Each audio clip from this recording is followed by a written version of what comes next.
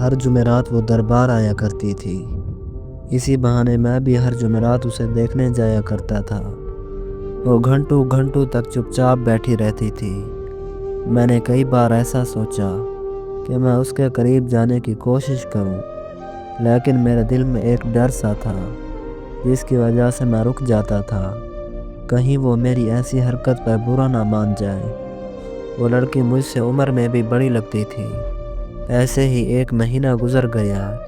میری کچھ طبیعت خراب تھی تو ایک جمعرات میں اس کو دیکھنے نہیں جا سکا، اور جب میں اگلی جمعرات گیا تو وہ لڑکی میرے پاس آئی اور اس نے مجھ سے پوچھا کہ آپ پچھلی جمعرات کیوں نہیں آئے۔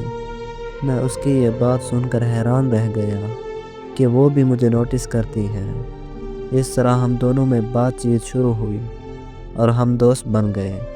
ہر جمعرات ہم گھنٹوں گھنٹوں دربار میں بیٹھ کر ڈھیر ساری باتیں کیا کرتے تھے۔ وہ لڑکی ہمیشہ میرے بارے میں ہی بات کیا کرتی تھی۔ وہ مجھے اپنے بارے میں کچھ بھی نہیں بتاتی تھی۔ جب میں اس کے بارے میں اس سے کچھ بھی پوچھتا تھا تو وہ میری بات کو ٹال دیا کرتی تھی، یہاں تک کہ اس کے پاس موبائل فون بھی نہیں تھا۔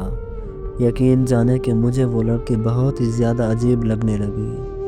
پھر ایک مہینے بعد میں نے بہت زیادہ ہمت کر کے اسے بتایا کہ میں تم سے بے حد محبت کرتا ہوں اور میں تم سے محبت کے ساتھ ساتھ شادی بھی کرنا چاہتا ہوں۔ میری یہ بات سن کر وہ پورے 10 منٹ تک خاموش رہی۔ پھر وہ لڑکی زور زور سے ہنسنے لگی اور وہ مجھے یہ بول کر چلی گئی کہ ارے پاگل لڑکے، میں پہلے سے ہی شادی شدہ لڑکی ہوں۔ اس دن کے بعد وہ لڑکی مجھے دوبارہ کبھی نظر نہیں آئی۔ میں نے اس کو ڈھونڈنے کی بہت کوشش کی۔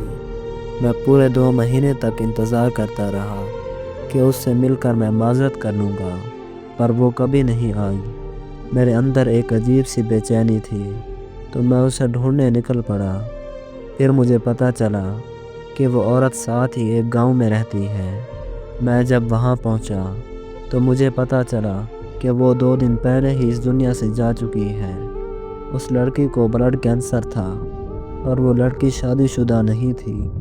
پھر اس کے بعد جب میں اس کی فیملی سے ملا تو مجھے یہ پتہ چلا کہ اس کی پوری فیملی مجھے جانتی ہے۔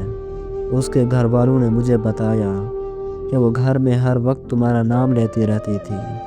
وہ ہمیں یہ کہتی ہوتی تھی کہ وہ پاگل ایک دن مجھے ڈھونڈتا ہوا ضرور یہاں آئے گا، تو اسے آپ یہ کہنا کہ مجھے نہیں پتہ کہ میں نے اس سے محبت کی یا پھر نہیں، لیکن تمہارے ساتھ گزارا ہوا وقت میری اس مختصر زندگی کا بہت ہی خوبصورت حصہ ہے، اور وہ وقت میری زندگی کا سب سے خوبصورت وقت رہے گا۔ میں نے جب اس کے گھر والوں کی یہ بات سنی تو مجھے بہت زیادہ رونا آیا۔ وہ لڑکی مجھے ایک بہت بڑے امتحان میں دھکیل گئی ہے۔ وہ مجھے ایک بہت بڑی آزمائش، ایک بہت بڑی الجھن میں دھکیل گئی ہے۔ شاید اس الجھن سے میں کبھی بھی نہیں نکل سکتا۔ میں اس سے بہت زیادہ محبت کرتا تھا اور اسے بہت زیادہ محبت کرتا رہوں گا۔